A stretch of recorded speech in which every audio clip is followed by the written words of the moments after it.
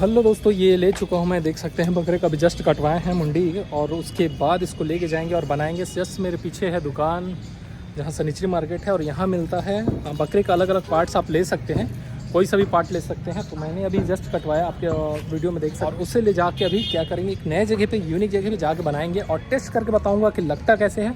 तो चलिए फटाफट चलते हैं और उसके बाद बना के इसको दिखाता हूँ मैं आपको कि लगता कैसे है। अगर चाहिए तो इस जगह का मैं लोकेशन डाल दूँगा, यहाँ आके आप ले जा सकते हैं बकरा का कोई भी पार्ट्स अलग अलग या बकरे का।